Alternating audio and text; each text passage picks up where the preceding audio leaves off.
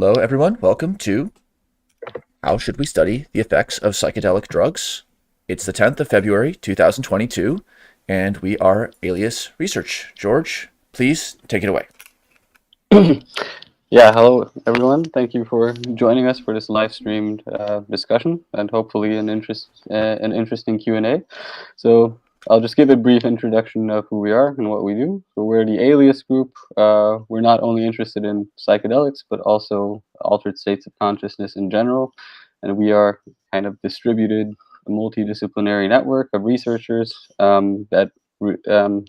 and what we are really trying to do is to bring together this kind of multidisciplinary dialogue between different disciplines, looking at altered states of consciousness. And while psychedelic substances are a nice way of showcasing these expertise, because they really kind of challenge all these different people to come together to discuss how its effects can be reliably measured and understood.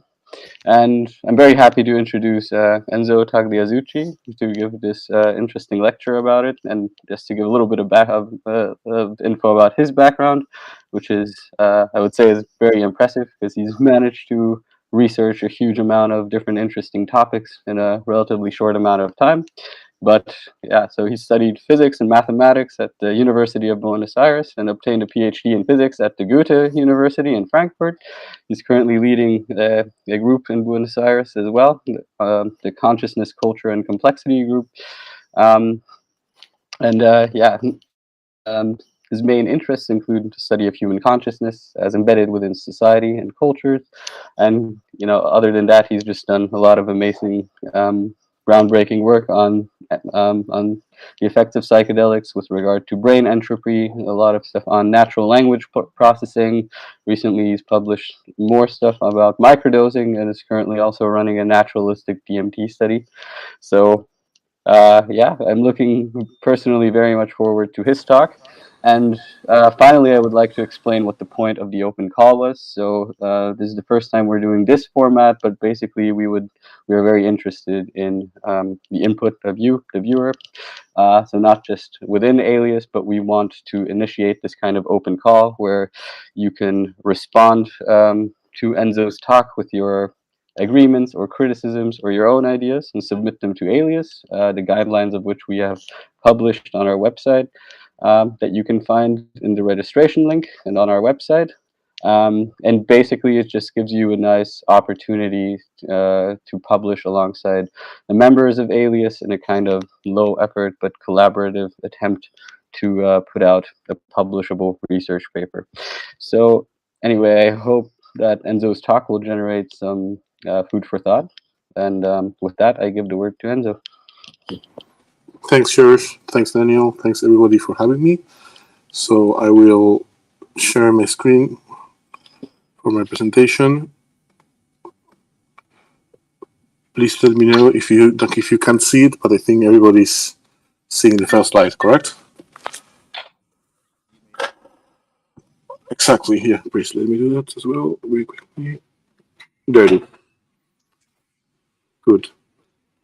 Excellent. Thanks a lot. So I changed a bit the title because I think one should not only know how to do things, but also to understand why one is doing something. So the title is now Why and How to Study Psychedelics. So I will try to cover these two topics from a very, very general perspective. So I'm not going to focus on one study, but I will focus on several different studies which I believe showcase at least what's my opinion on the challenges of the field in terms of methods, and in terms of course, what research with psychedelics should be able to accomplish. Yes, sure. So, no, yeah. So I think what happens is that when I do this, you don't see it, correct? Yeah. So the problem is that when I share the screen, it doesn't work. That's the thing. So maybe that way. There you can see. That's also frozen. Maybe, yeah. So let's try that. Okay, so let me, there you can see it. Okay, yeah. So let's forget about the video for a moment. Yeah, so that's the brief summary of my talk. So Starting with the why, with the question of why to study psychedelics, I think since this meeting organized by ALIUS, I wanted to start from a bit of a more general perspective, talking about states of consciousness in general, not only psychedelics. And I think that psychedelics are a very useful tool to do that precisely, to study altered states of consciousness. So these are some questions that I ask myself about altered states of consciousness or states of consciousness in general. For example, we have this intuition. I mean, even if we don't need to read an academic paper to know that or consciousness can be in different states that feel very differently one from another and are extended in time. It's enough to know that it suffices to go to sleep or to dream, perhaps. So this is knowledge that we have in a very, very intimate first-person point of view. So, of course, we know that these different states exist, but we are sometimes lacking methods to measure them and also to compare them. I mean, how similar is it dreaming to the psychedelic state, for example? These are two different states, or perhaps they are the same state induced by different methods. Actually, we don't know how many different states. Maybe there is an infinite number of states of consciousness that we can experiment, or maybe there is a much lower number, like, I don't know, 16 states, and everything else is just repeating those different states in different combinations. Actually, this is a very interesting question. Maybe what we expect is that if two states of consciousness feel in a very similar way, the underlying neural correlates are also very similar. But this, of course, we don't know. This is something that these are all still open questions.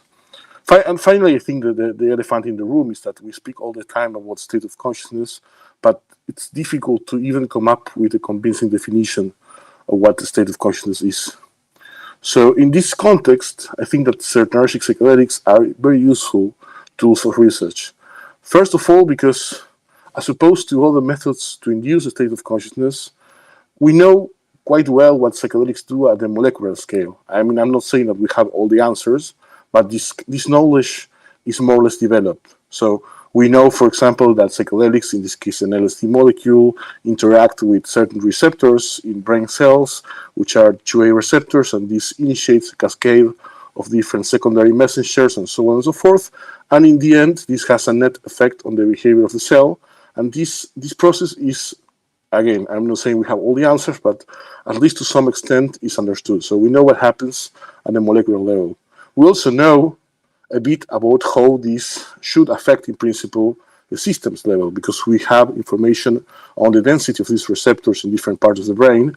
And so happens that these receptors have higher density in brain regions that they are usually implicated somehow in conscious awareness. For example, regions in the frontal and parietal cortex, which are implicated, for example, in the global workspace. So we, since these molecules are well characterized at the molecular level, we can introduce very precise methods to compare different psychedelic drugs. For example, here we have each. I'm going to speak about this later, but each dot here is a compound, and connections represent the structural similarity between the compounds. So we see that we have two different families of drugs, phenethylamines and tryptamines, and this is just based on how similar the molecules are. But we also have other ways to compare these molecules, for example, in terms of how similar their affinity to different receptors in the brain are. So in principle, even though we usually have problems when trying to compare state of consciousness in terms of the phenomenology, what they cause eventually in the first person perspective, at this level at least we can compare the agents we use to induce these states of consciousness, at least when they are psychedelic drugs. And this is, of course, another very interesting property, that the effects of psychedelics cannot be easily described in this unidimensional characterization that goes from deep sleep or anesthesia to wakefulness. So we feel that we need more dimensions to describe psychedelics. And this is a problem that has been around for at least some years. So usually when faced with the problem of describing states of consciousness, neurologists usually resort to at least two or maybe even one dimensions. One of them is, for example, the awareness, that is the intensity of conscious content, the amount of conscious content, and the other, for example, is arousal or vigilance, or the level of wakefulness. But there are many things implied in this characterization. For example, that you can order states along the level of awareness. This is something that might not be true at all. Maybe you cannot compare all pairs of states. Maybe you can compare some of them and others you can't. So maybe it makes sense to say that wakefulness is more conscious than REM sleep, but maybe it doesn't make sense to say that somebody during REM sleep is more or less conscious than somebody, that a patient in a minimally conscious state, for example. So many things are implicit in this unidimensional characterization. And actually, if you read papers by, for example, Tim Bain, this is a lucid critique of why it seems not plausible that state consciousness can be characterized using a single number. Actually, I always tell the same joke. Well, it's not a joke. It's something that actually happened from my perspective. These problems started to become apparent to me when I was in Germany. In Germany, they have these nice machines which you call Wetterstation, and they have three numbers. One is the humidity, one is the pressure, and the other is the temperature. And Germans believe, more or less correctly, that if you know these three numbers, you basically know everything that is to know about the weather. And my question is, of course, then, is it possible that you need three numbers to specify the weather, but that two numbers could suffice to specify something much more complex than the weather, such as consciousness? So this, of course, leads me to adopt all these simple characterizations. So then psychedelics, again, offer an opportunity to possibly change consciousness in more than a single dimension.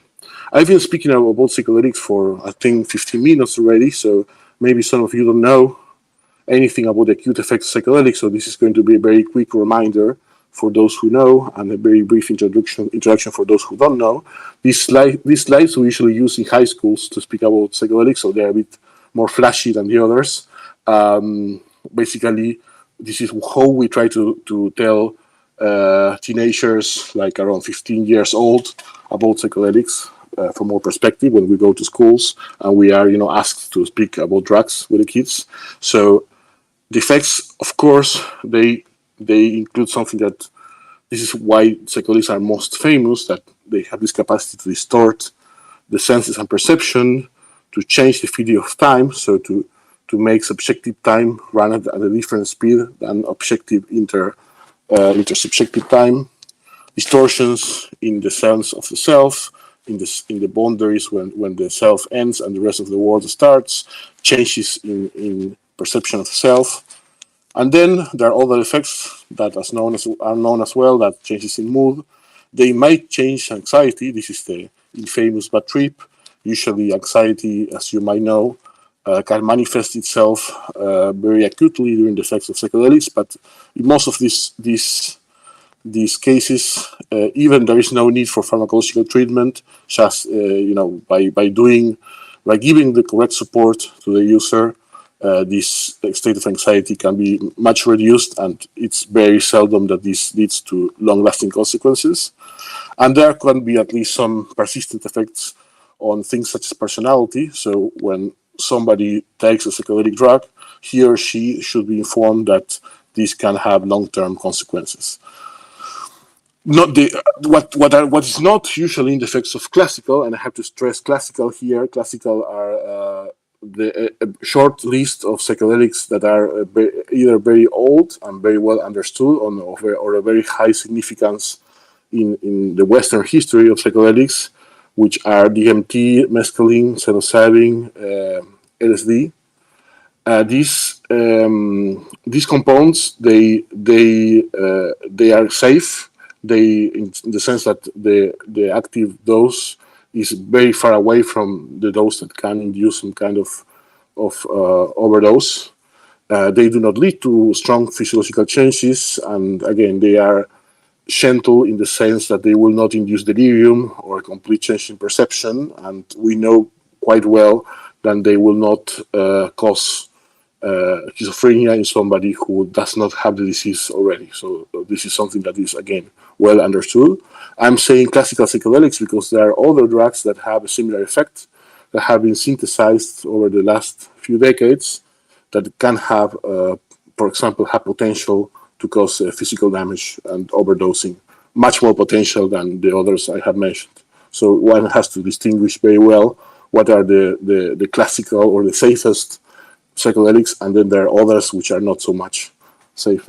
So going back to the introduction then, if we want to compare the effects of psychedelics as a state of consciousness between different individuals, or between the same individual but different states, actually what happens is that there is lots of information already available to do so.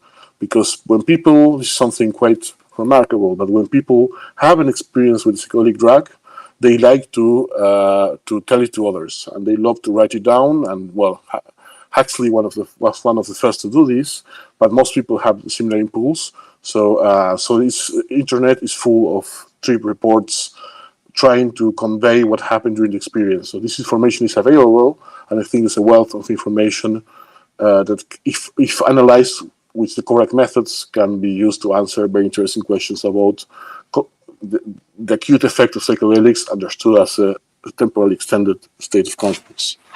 So I'm going to ask them some questions, and to answer some questions that I asked myself over the last years. Why not, for example, if you want to study psychedelics, why not try to use the classical paradigms from cognitive neuroscience? So we know that we have different paradigms that are designed to measure different aspects of cognitive function, and we could use these tools to try to understand if the different cognitive processes underlying the human mind are changed and during the acute effects of psychedelics, and if they are changed, how they are changed. So, and what I discovered over the years, and also with some of our experiments, is that this not always works. For example, task-based protocols and psychedelics do not mix well, especially those task-based protocols in which the main outcome is a measure of success, of how well the participant performed during the task, how well, for example,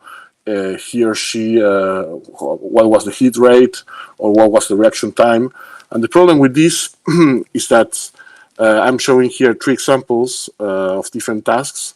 So you have the go, no-go paradigm, attentional blink, and the backwards masking. These are different screens that appear for the participants, and they all start with a fixation cross that is there to focus the attention of the participant on the center of the screen, and then different things happen. And essentially what seems to be happening is that since psychedelics affect attention so much, it's not really safe to assume that the participants under the acute effects of psychedelics will be paying the same level of attention to the cross than under placebo conditions. So everything that comes afterwards, trying to detect whether the trials go, no go, or trying to detect the second target in attentional blink experiment, and so on and so forth, the performance is usually diminished. So everything we found, even under a very, very low dose of psilocybin in this case, is that there is either no effect, and when we see an effect, it's always in the direction of impaired performance. So yeah, this is something that we have seen, again, even under very low doses of psychedelics. So this has been anticipated in a paper by Bain and Carter, actually from 2016, in which they exploit this idea of different dimensions that make up conscious states, and the idea that there is something universally consciousness expanding, or something that is actually improving all across the board under acute effects of psychedelics, well, as they convincingly argue, is not true, because psychedelics can affect these different dimensions in different ways. And for example, when it comes to cognition, as these examples also support, well, cognition seems to be much impaired under acute effects of psychedelics. So attention, decision making, many cognitive functions seems to be compromised. So again, using these paradigms off the shelf, at least, in my opinion, it's not a very good first step. I mean, I'm not arguing that this cannot be done. I'm just saying that just without thinking a little bit, trying to adapt these tools to study psychedelics is probably going to be complicated. But again, some new ideas are needed here. So if somebody can think of a way to measure these constructs or these concepts, or without resorting to these attention-demanding tasks, well, that is much welcome. And I think that also, I mean, if you're going to disregard, at least for the moment, the study of cognitive functions using these methods, we might as well disregard for a moment the existence of these cognitive categories themselves.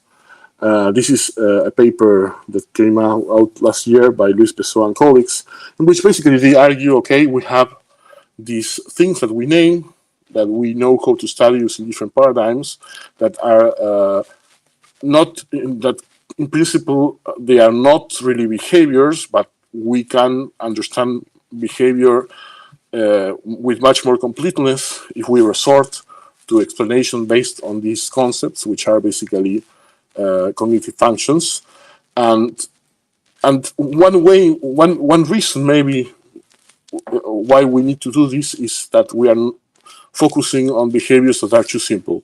So if we instead of measuring, very simple designs, just somebody pressing a key in a keyboard or trying to measure reaction time, and under this very controlled experiments, instead of doing this, we find ways to measure and characterize very complex behaviors, and we find ways to map them directly to what happens in the brain. Then we might as well, kill the messenger, or killing the man in between, and forget a bit about these cognitive functions, which again are useful, but maybe are less useful if we find ways to directly connect complex behaviors with large-scale circuits of brain activity. So this is a bit the idea of what I propose. I mean, let's try to find methods, since what we are studying are humans, and humans have these complex behaviors. Instead of trying to reduce behavior to fit the very controlled tasks of cognitive neuroscience, or classical tasks of cognitive neuroscience, maybe we should leave the subjects more freedom to behave, especially in ways in which it's not clear what's a better and what's a worse performance, and then extract information from those behaviors and try to map them into what happens in the brain and what is modified by the acute effects of psychedelics. But this is a different game. This requires much more effort at the level of data analysis, because what is to study complex behavior? Well, this could be anything, as I will show you now. So yeah, more here the original part is now related to trying to extract useful information under conditions that are not really tightly controlled. Before moving there, of course, before going that direction, I will review some of the approaches that have been used already to study the psychedelic state. I think one of the most popular approaches, and I think most psychedelic researchers at some point in the past did this, is to try to correlate what happens during the resting state with changes in self-reported questionnaires, for example. So this is a study from 2015, which we found changes in frontal and parietal networks in terms of global connectivity of LSD compared to placebo. And then we try to find correlations between these changes and self-reported measures of ego dissolution. And to be fair and to be honest, this is not something I would publish today, because I think that to find these correlations, you need a much larger N. So so this is, I think, the main problem, one of the main problems of this approach. The advantages is that, you're measuring the resting state, so you are not really asking the subjects to do anything. So you're just measuring spontaneous brain activity. So the problem of performance during the task is not really there. It's just spontaneous brain dynamics. But okay, you have the problem of the opposite problem. This is too uncontrolled. It's probably too noisy, and trying to find correlations between too noisy domains, such as neuroimaging data and self and subjective assessments, is probably to require a much larger number of participants.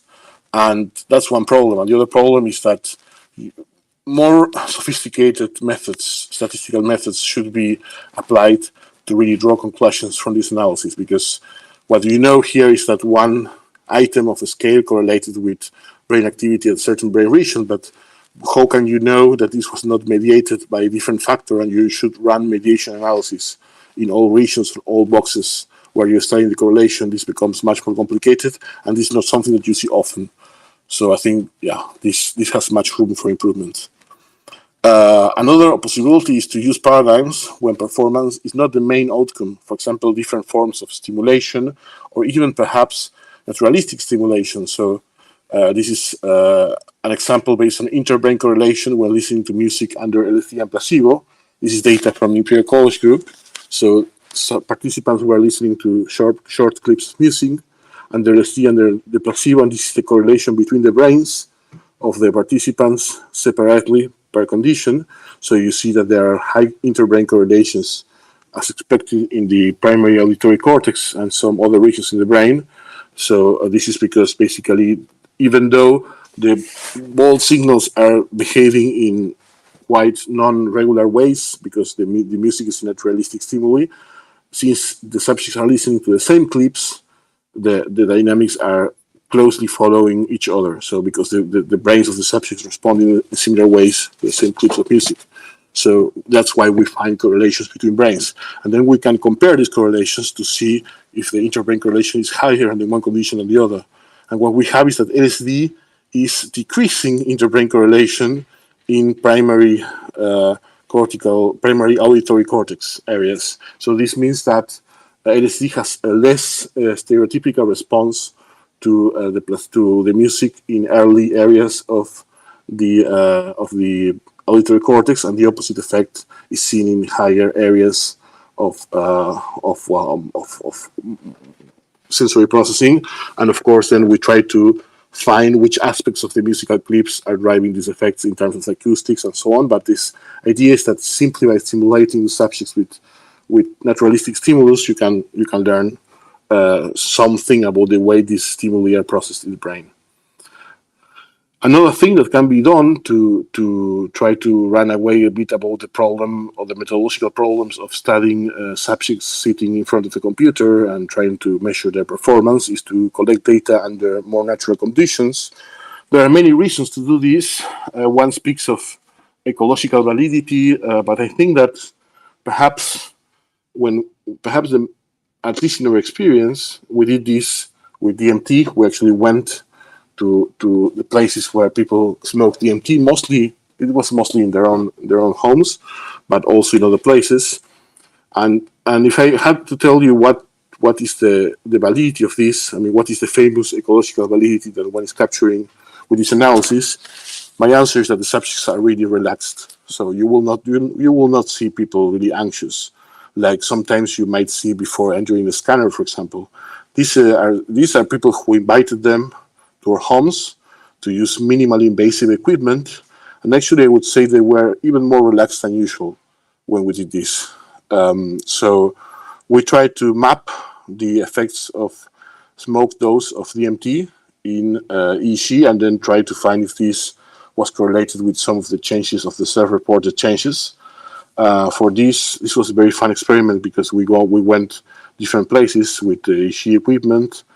This is myself. This is a postdoc of my lab, and this is the shadow here is the participant. Of course, we cannot show him, but the contour of his face, he is here in the photograph, and this is a Buddha statue. I don't remember why.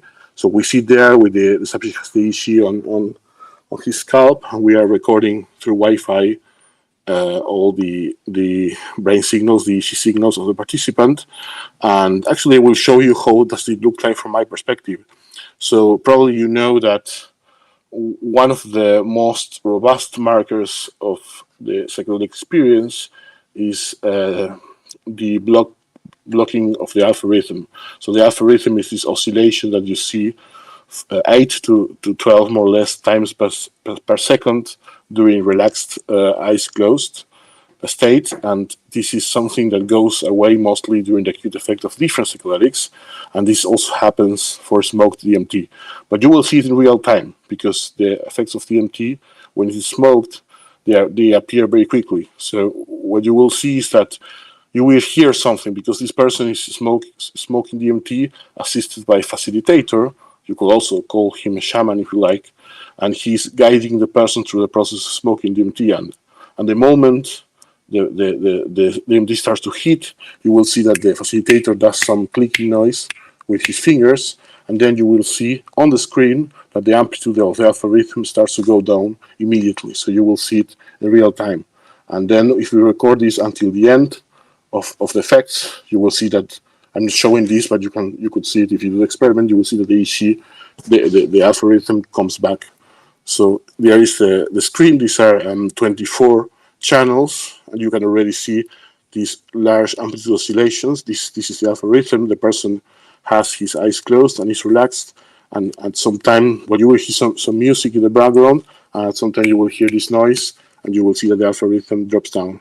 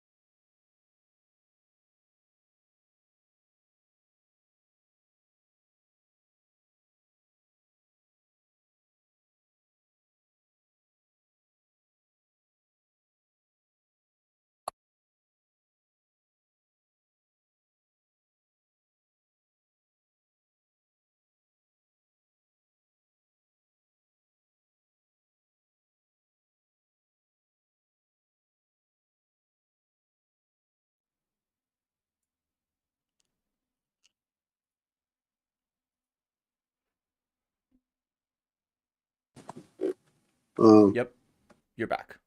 I'm back? Okay. Yep, thank you. Excellent. Yeah. So I'm going to go back to the slides. Yeah, so Go back. you can see this. Start right Okay, there. yeah. Thank you. Yeah. So I was saying that then, of course, doing this analysis, repeating these for lots of subjects, we not only managed to reproduce the loss in the alpha rhythm seen for other psychedelics, but we also managed to investigate the dynamics of different frequency bands and how these dynamics correlate with different aspects of the self-reported measurements. And I think that one advantage of this is that the participants are very relaxed. Lots of artifacts that you usually see when the participants are in the lab, you don't see them, or maybe you see them, but since you are studying these in participants who are basically volunteering, you could do an N of 100 if you like, and if you found enough people with their own DMT willing to participate in this study. So you could actually, and this is what we did, we recorded lots of people, and then we were very strict with data correction, and in the end we ended with 35 participants, which is reasonable, I think, for some of this analysis. So yeah, this is an advantage also of this ecological or naturalistic stimuli. We did a study of EC also during microdosing last year, again under certain conditions that were not as uncontrolled as in the DMT experiment, but again, we tried to recruit people who were already willing to engage in psilocybin microdosing protocol, and then we recorded EC, and we found some changes that suggest decreased EC power in the theta rhythm, and this again was very clean in terms of data analysis because subjects were so relaxed that most of the data we could actually use. And then finally, I was just mentioning this because again, trying to measure subjects in the lab sometimes is not really representative of the kind of behaviors that actually manifest when subjects are under the effects of psychedelics. And if one chooses to measure those effects with all the complexity, well, I mean, this is something that, in my opinion, has not been studied enough in the field of psychedelics. So we are either focusing on raising state studies or studies inspired by cognitive neuroscience, which I would say most of them are really good. But again, I'm saying that these eventually will face some limitations. So these are some suggestions to move forward. And I think that one of those directions is the analysis of complex natural behaviors, which can be useful to inform what's happening in the brain under acute effect of psychedelics without needing to simplify the possible repertoire of behaviors that we're measuring, and especially avoiding to fall into the trap of measuring something that in the end is summarized by a performance. For example, this is something we are doing in the lab, trying to see how psychedelics affect the way we look at things using eye tracking and different kind of stimuli. We try to see where people are looking at, for how long, and so on and so forth. And this is complex data, so it's easy to acquire, but not so easy to analyze. We are studying how psychedelics change different patterns of daily activity, sleep, exercise. We are actually asking subjects to draw their experiences instead of reporting them with questionnaires. And this is, again, easy to ask, but hard to analyze, because we need to find objective ways of capture things that are being expressed by the subjects in the drawings, which might not be easy, but again, that's the challenge. And then this is my favorite example, unconstrained language. So this is actually the way people choose to report their trip experiences. They do not fill a questionnaire and share it online, but they actually go and write something about the experiences. And what I will try to argue in the last 10 or 15 minutes of the talk is that there is lots of information in unconstrained language that can be used in the same way we used questionnaires to try to understand the contents of a psychedelic experience, but there are other ways, other dimensions of analysis as well. So this is what I'm trying to say. So when speaking about these methods, the different methods to study psychedelics, I like to introduce two different dimensions. So we have one dimension here is whether the methods are designed to capture some objective measurement, like, for example, eye tracking, or actigraphy, or body temperature, or something that is something objective we can measure, or whether the methods are used to capture some subjective assessment, like the subject assessing what happened to their inner experience.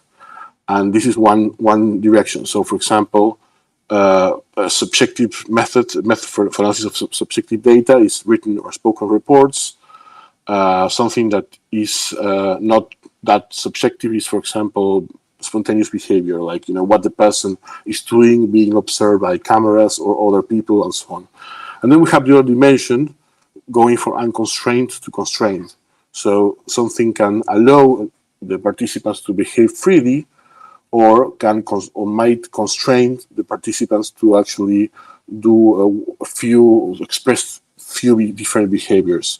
So we have all the combinations. For example, we have constrained and subjective. We have the classical questionnaires we use to study, for example, the ASC questionnaire and other questionnaires that are created to quantify the different dimensions of psychedelic experience.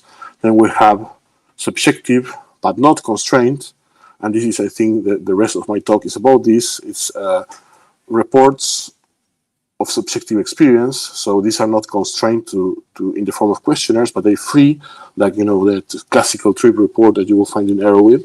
Then you have constrained and subjective.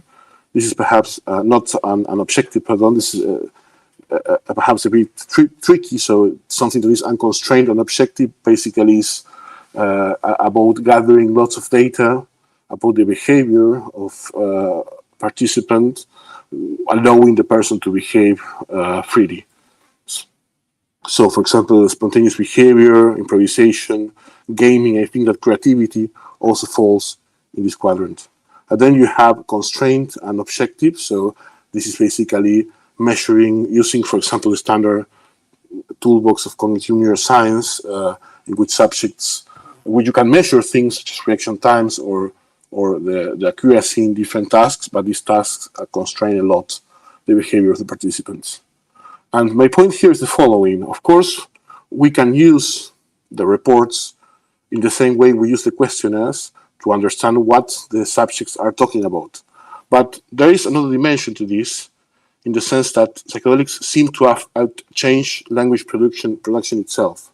So this is, for example, something that is obtained by using neurosync to decode the different terms related to the areas of the brain when you have a high expression of 2A receptors, and you find several terms related to semantics and language production. So this already gives you an idea that perhaps there is an interaction between the language system of the brain and the acute effects of psychedelics. So what could happen is that it's not only what the subjects are telling you, but how they are telling you that is informative about the effects of psychedelics. So it's not only about the medium, but it's about the medium and the message. And this is something you cannot assess using questionnaires only, because the questionnaires already constrain the participant to answer in a predefined set of ways. And here you have both dimensions, what the participant is saying, and how his speech and his language or her language production is modified by the drug. Again, this is something that gives you more information in that sense. So I will very briefly go through a couple examples because I don't want to take too long, in which we adopted some of these approaches. The first is something we did a couple of years ago, which I really like. There is, if you read the literature, you will find lots of comparisons between the acute effects of dreaming of psychedelic drugs, especially mushrooms, and dreaming. So you will find this in the Plants of the Gods, but also in other books. The idea is that there is something dreamlike about the acute effects of psychedelics, and this is fine. I mean, if I do this, I mean, if I dream and I also take psychedelics from time to time, then I might convince myself that this is the case.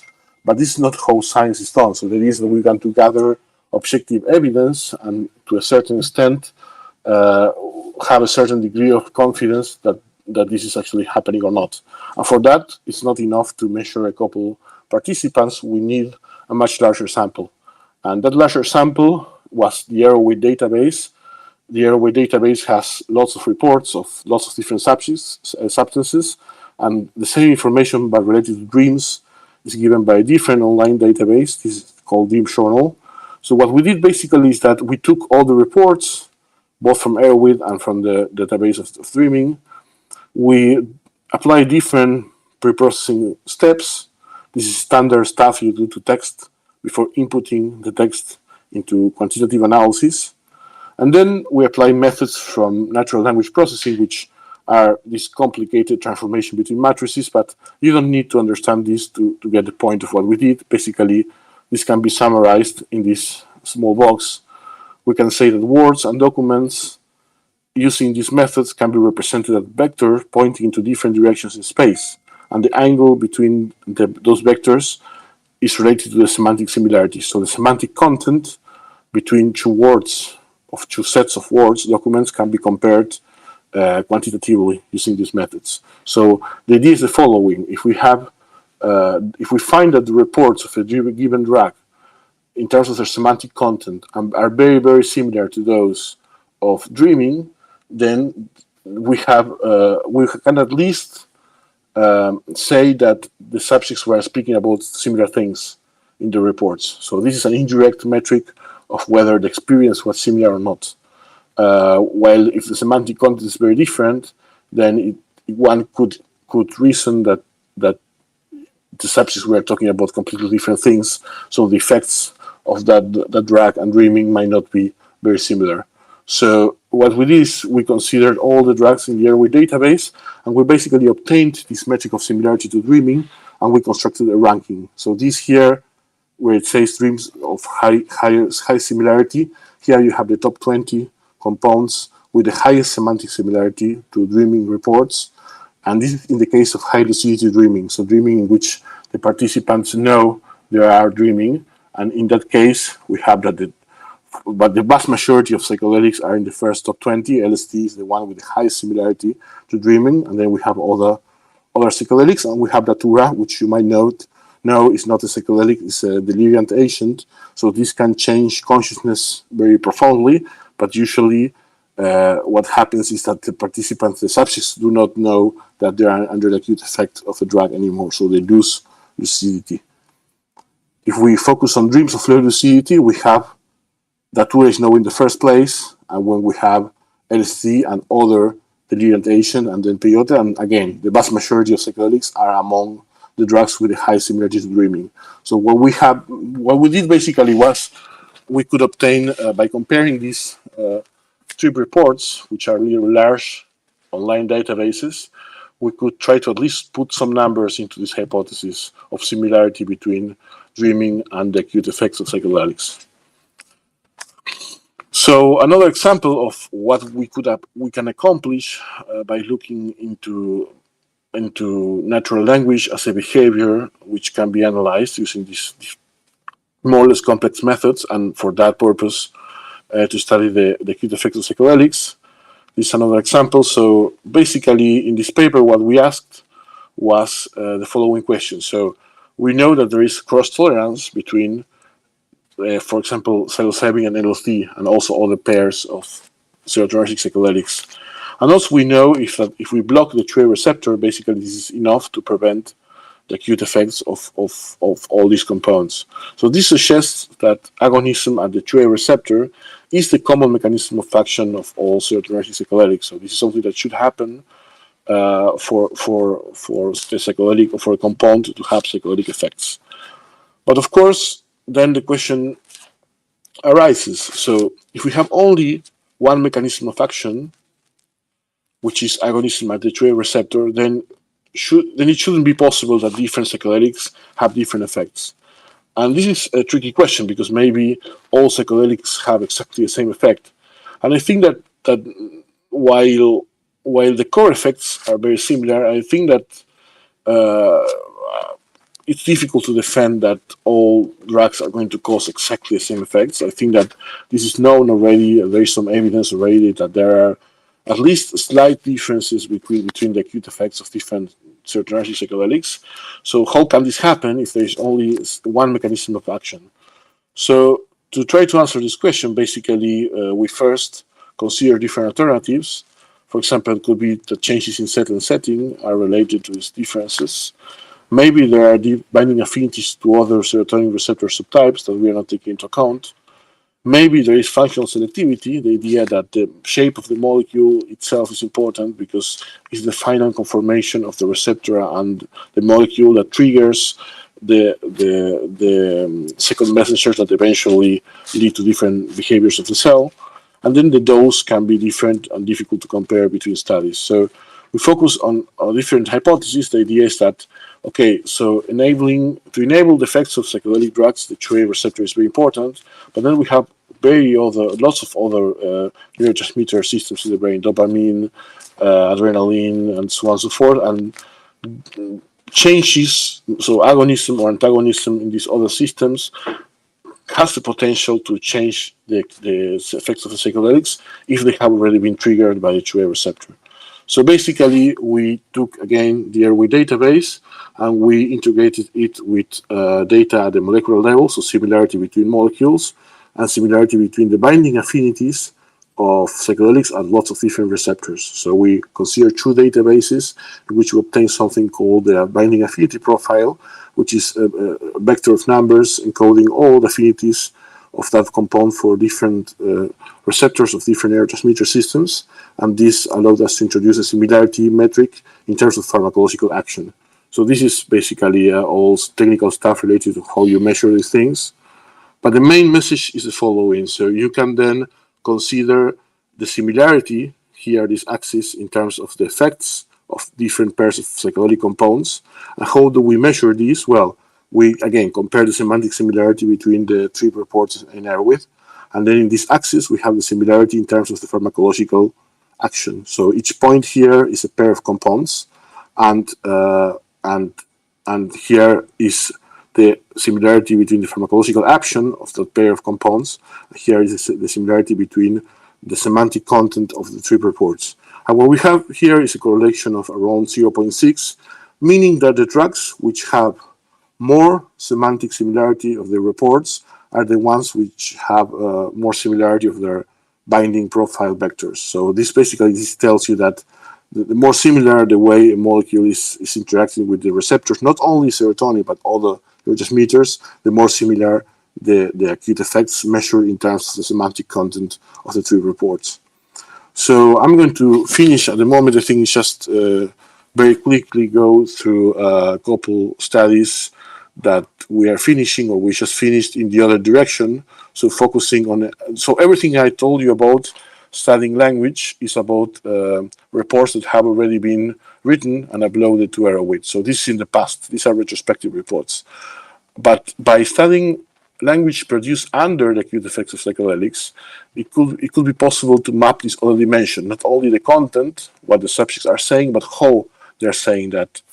For example, in the study of schizophrenia is a disorder characterized by many things, but I think that a common aspect is disordered thought and then disordered language. So the semantic content between sentences produced by a schizophrenic patient, you compute the semantic content between consecutive words. This is usually reduced when you do the same compared to the same analysis done for healthy participants. So there is a less similarity in the semantic content of the different words or sentences that are produced as the patients speak compared to the healthy controls. This is something that's also termed semantic coherence. So there is less semantic coherence in the patients. So since there have been some hypotheses, the psychedelics have some psychomimetic properties, and they can induce effects similar to those seen in schizophrenic patients. We repeated this analysis for speech produced under the acute effects of LSD. So we defined coherence in the same way, taking the similarity of consecutive vectors that encode that the direction encodes the semantic content and the angle encodes the similarity of that semantic content.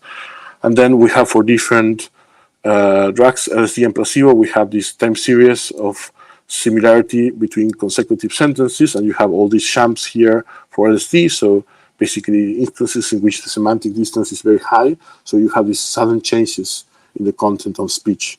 And when you compare overall this metric of semantic coherence, you see that it's reduced for LSD compared to placebo.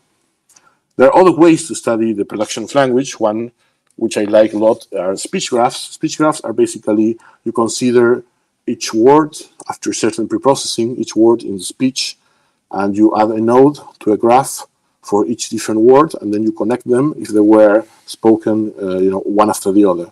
So then first there was this word, and the participant said this word, then this one, and then you end up with a graph for connections encoding the flow of speech across all these different terms of words.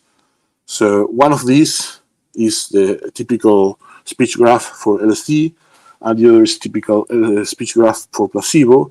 And you might have guessed correctly, this is LSD and this is placebo. So what happens for LSD is that you don't have this nice order flow of terms. You have this chaos, subjects backtracking, trying to follow the thread that about what we were speaking before. This is much in more than one way. This is much less order than this. And actually, there are lots of metrics from graph theory that you can introduce to actually prove that this is less order than this.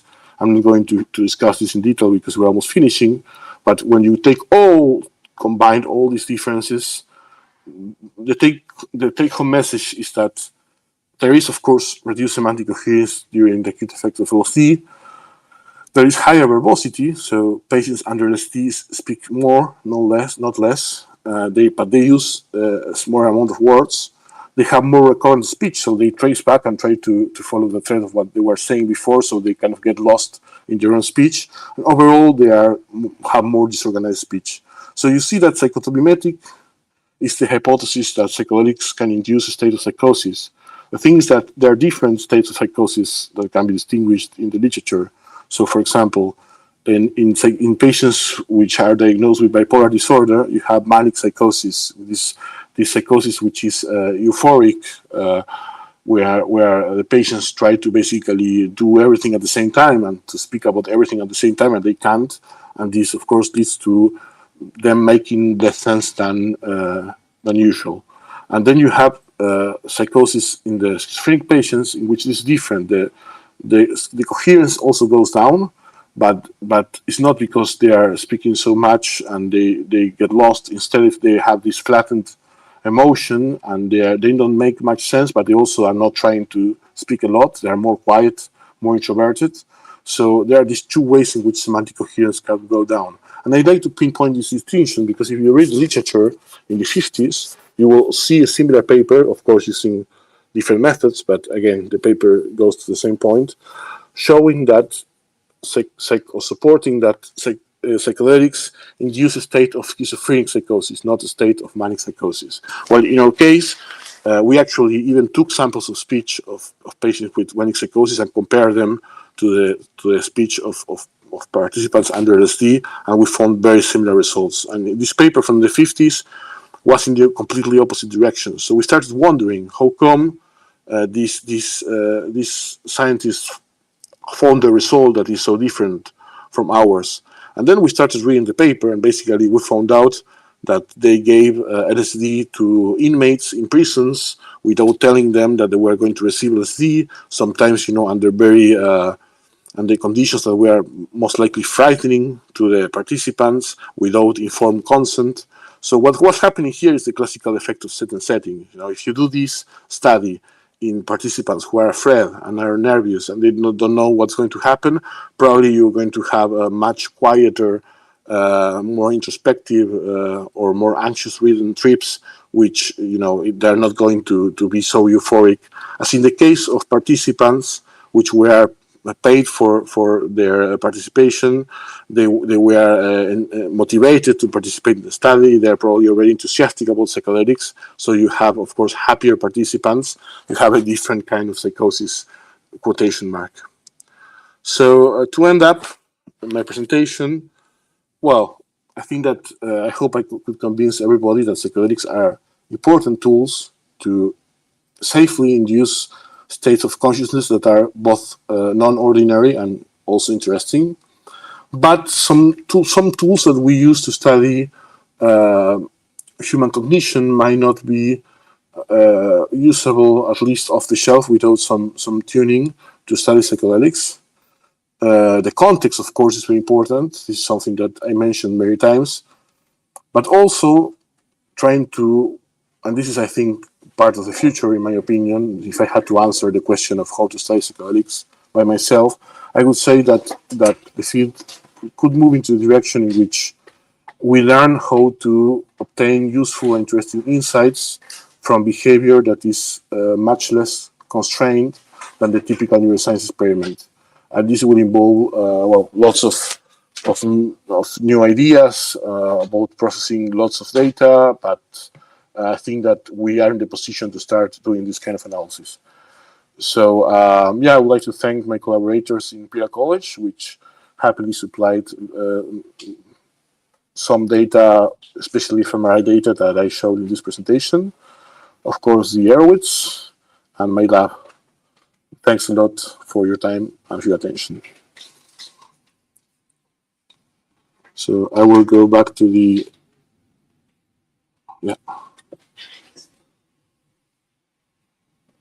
camera. No. So I could go back to the slides in case I need to show something, but I turn the camera on. All right. So maybe I can kick off a first question, if you don't mind. Mm-hmm. But I hear an echo in the background, which is kind of annoying. Okay, thank you. So thank you very much for the talk. I really admire all this new data coming out of all these observational approaches. But maybe I would just like to play devil's advocate for the kind of cognitive paradigms you seem to be dismissing to a certain degree. So, one critique of what you're saying may be that it kind of goes back to this tension that cognitive scientists have about studying behavior as it happens in the real world, and drawing meaningful inferences about it, but lacking the kind of experimental control in order to extrapolate mechanisms. So I'm wondering how you would respond to the critique that what you're doing is more observational than drawing meaningful conclusions about the kind of underlying mechanisms that a cognitive researcher would like to describe about what a drug is doing on cognition. And you raise some valid points about attention being a kind of confounder, but then I think back about these classical debates within consciousness research where there's a tension between what the subject can report and not report. And this is something that cognitive scientists are aware of to a certain degree, which is why many people use no report paradigms, where you give people illusions or like for example, binocular rivalry, where you look at how often the subject switches, and there again you're kind of applying a kind of naturalistic viewing behavior. So I'm wondering if you want to like relativize any of your positions here, and to what Yeah. extent have we expanded everything Mhm. we can Yeah. learn about cognition and psychedelics. Yeah. So the first question, yeah, of course. I mean, I get the point. I'm going to just to check if I got it correctly. I'm going to rephrase it. But what you're saying is that, okay, it's true that the conditions of these experiments are too constrained. But if you go to the real world, then everything is so unconstrained that it's difficult to manipulate a single variable at a time. So it may be difficult to basically draw conclusions, control, the kind of conclusions that you can draw under control experiments. And this is, this is a valid critique. I think that one thing that has changed over the last years is the amount of data we can get, and some new ideas appeared concerning algorithms to process this larger amount of data. So and you can already see this in the way we study neuroimaging. So the boom of the resting state, studies. Okay, at some point it was because resting state studies are easy to do, maybe at the beginning during the first 10 years. But then I think these days resting state studies are considered useful because we have really large databases of spontaneous activity, and then even though this is not controlled, we expect that in such large amount of data that somehow the insight we want to obtain to assess, it will be ready or available to be assessed somehow.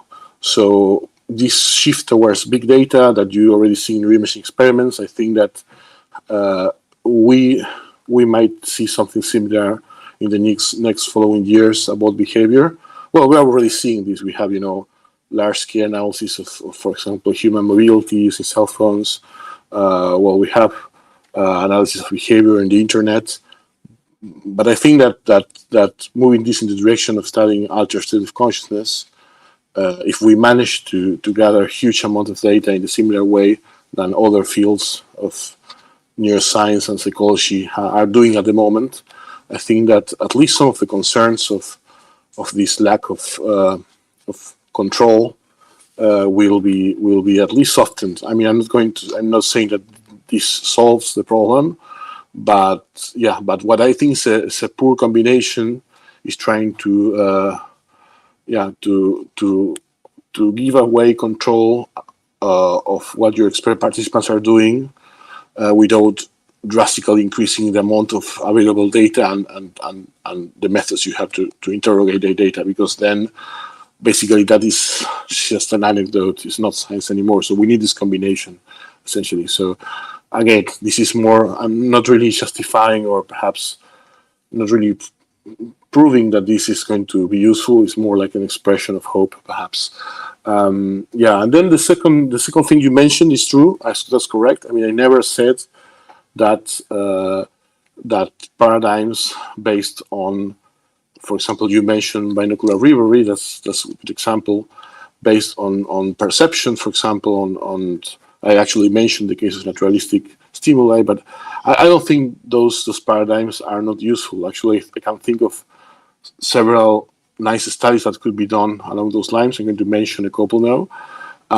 My only concern is that if the main outcome of the experiment is going to be some metric of success, according to which you can rank the participants according to how well they perform, and this is going to be the main thing you're going to analyze. Like, classically, this is the reaction times or accuracies, hits, misses, go no go paradigm. Well, this. Then it is going to be so heavily confounded by attention, at least for high doses of psychedelics. Maybe microdosing, we can make it work, but for higher doses, this is going to be so confounded to the point of being almost meaningless. But on the other hand, again, sensory stimulation, I think is something that has not been investigated enough. Actually, I can think, for example, of why haven't we looked at least the field, as far as I'm concerned, there are no studies looking at representation similarity analysis of, for example, visual stimuli. I mean, we could use lots of different visual stimuli to then try to find how different metrics of similarity or dissimilarity map into the processing of the stimuli in the brain, and see, if we induce these different transformations in the stimuli which resemble the kind of the phenomenology of visual distortions under psychedelics, whether these metrics of representation similarity increase or decrease. So there are lots of ways in which we can study consciousness. Well, the binocular rivalry paradigm is another, using these controlled experimental settings. My only point was against these classical tasks in which the main outcome is some metric of performance. Mm-hmm.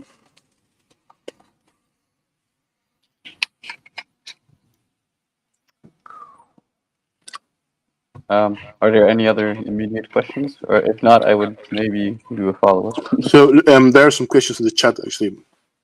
Whether the data are published. Well, I don't know which. Well, all the data from our studies, both the DMT study and the microdosing study, the data is available online. So if you look, the DMT paper is already published, so you can take a look at the paper. There's a link to where the data is stored. And the microdosing paper, the data is also online. So yeah. Yeah. In fact, I was the person who asked for the data, and I was thinking about the classical paradigm, like where you show like that attentional blink and like performance. Yeah, that data is part of the microdosing study, and it's available. Yeah. Okay, thank you.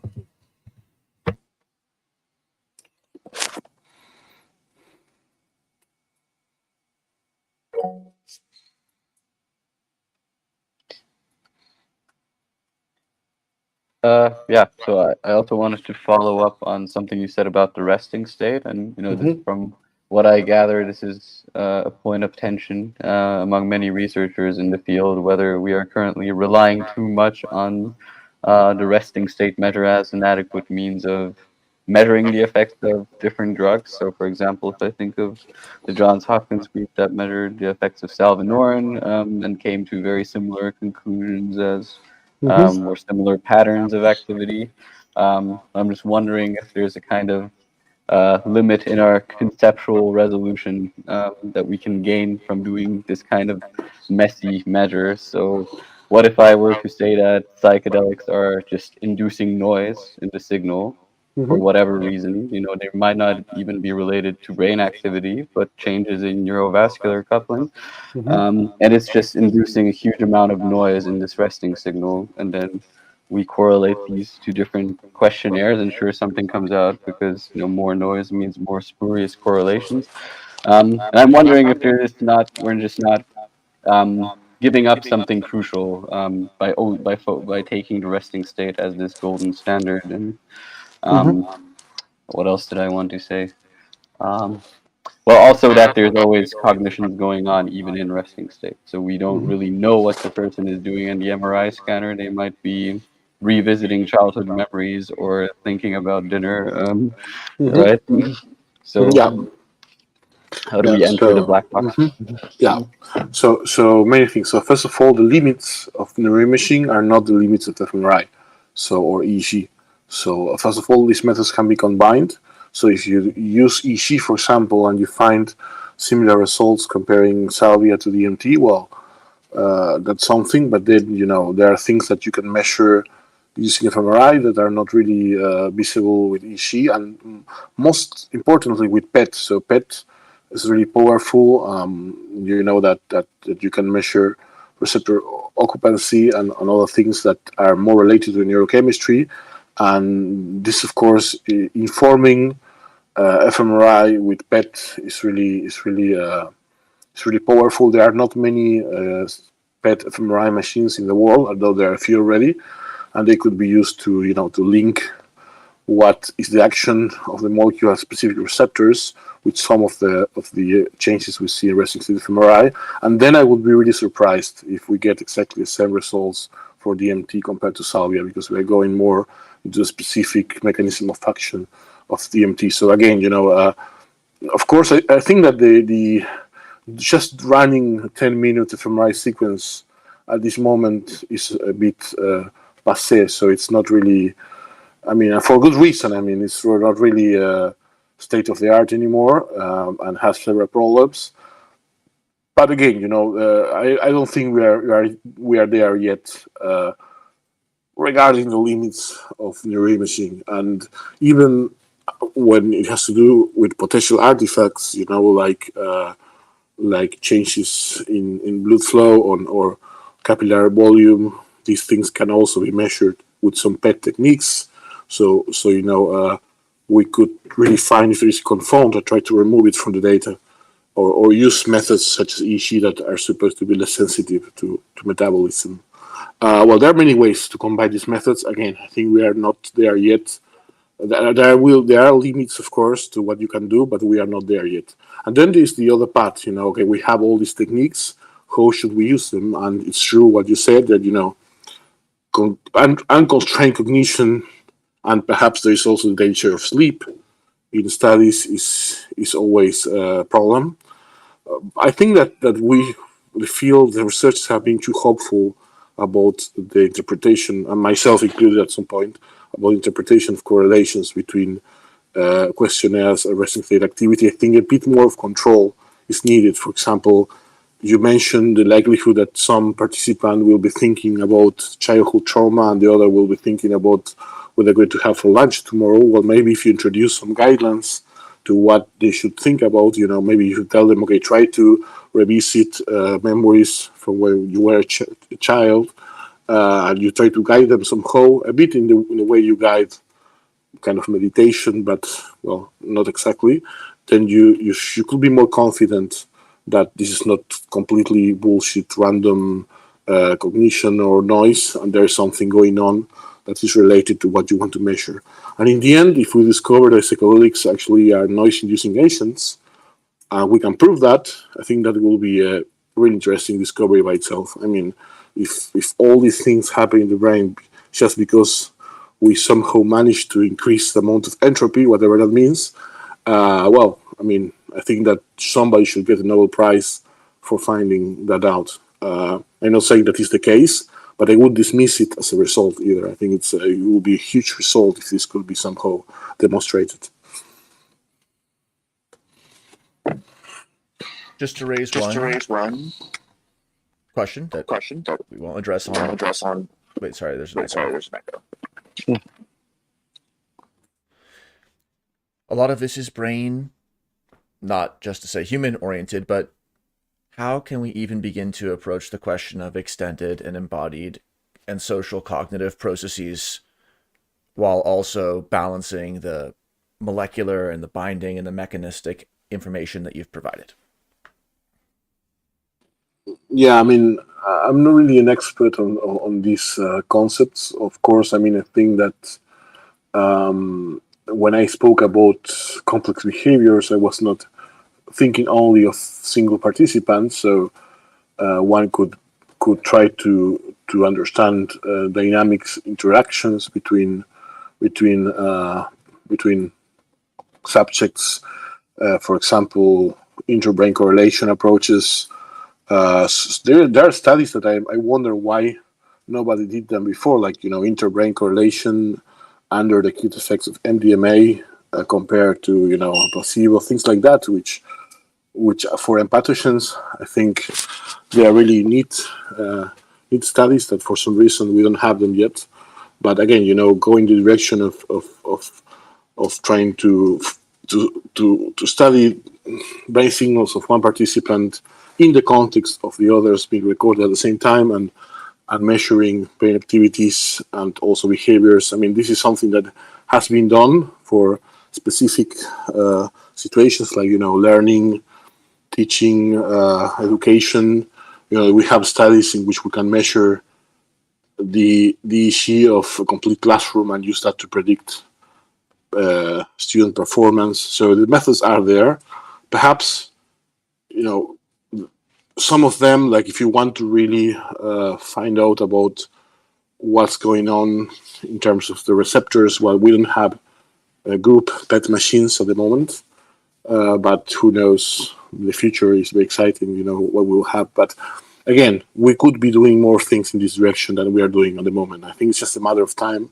I mean, we are doing this. We are not yet with the hyperscanning studies yet, but we are, for example, recording after group experiences with psilocybin.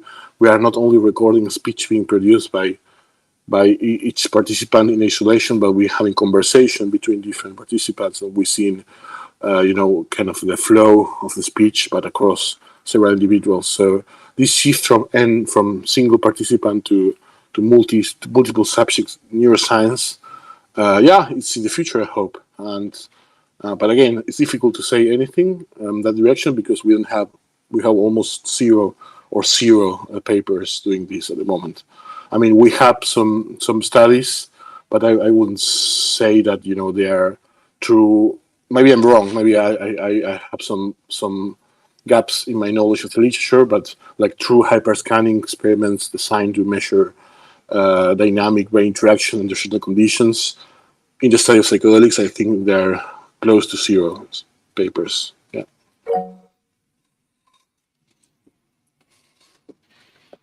Yes, thanks, Enzo, for the talk. I have the echo also. Thank you.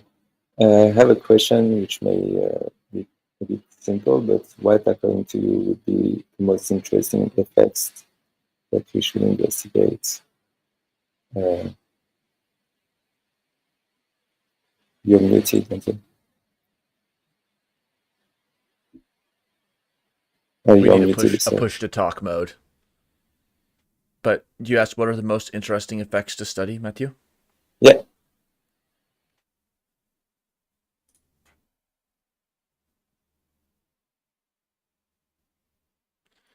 How about the neuroscience of video chats?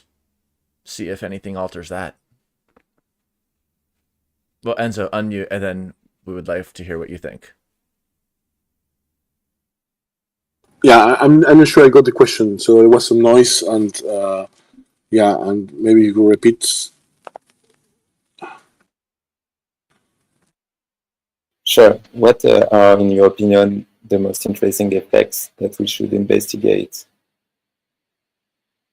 Effects on psychedelics on what? On Yes, sorry, subjective effects, maybe. Yeah. Well, I mean, I think that everything that's obvious is not interesting anymore because it has already been done.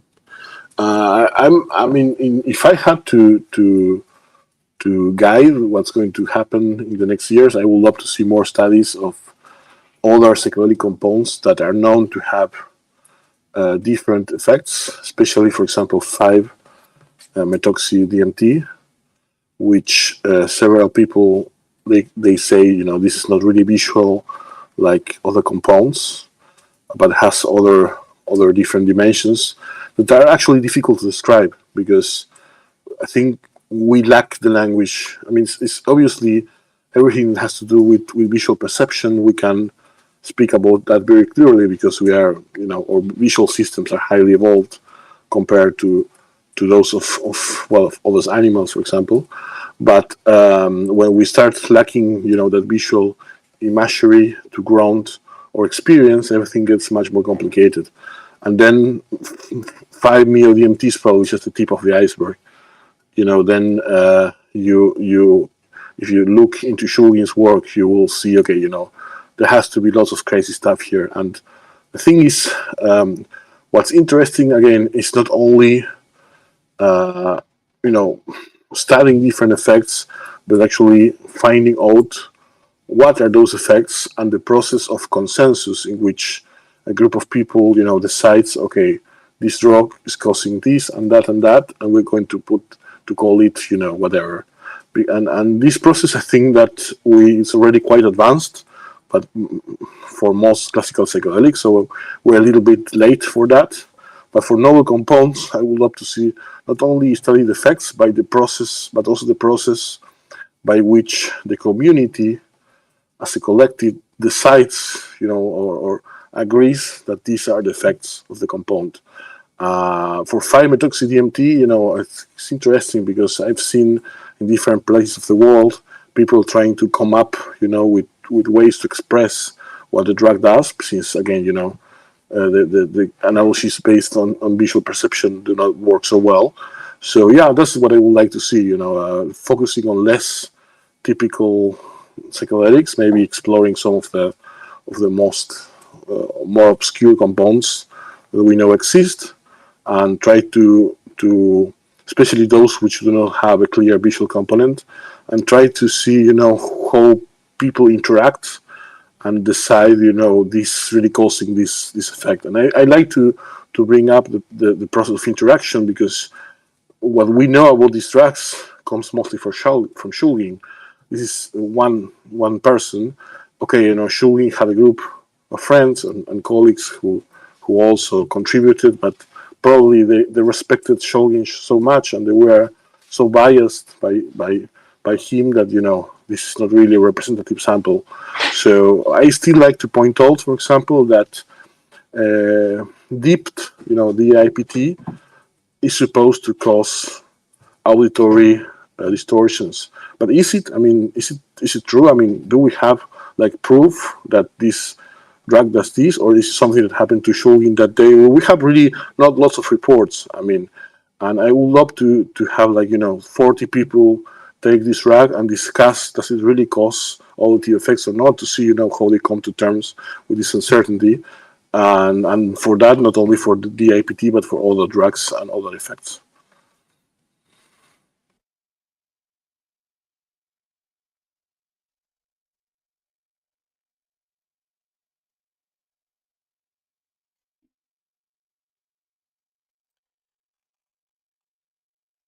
George, maybe you could just restate what people can do to learn more about the open call and how they can participate. Yeah, certainly. So I'm very happy to close this session. It was a lot of information to process, and but now it's on YouTube and you can re-watch it. And the way you can participate now is, if you have any additional ideas or feedback or criticism, or if you think there were some huge blind spots, then you can feel free to submit your own idea. The guidelines are on the open call segment of the ALIUS website. And yeah, what the process will look like is that we will be gathering these ideas, reading and evaluating them based on their originality, and whether they identify a critical aspect of psychedelic research, and also suggest a constructive way of improving on its current state. So we are very open to various types of perspectives, and even if this lecture didn't touch on your specific field of experience, we're very happy to accept submissions from any field of discipline. So with that, I'm very happy to close this session, and thank you for your attention.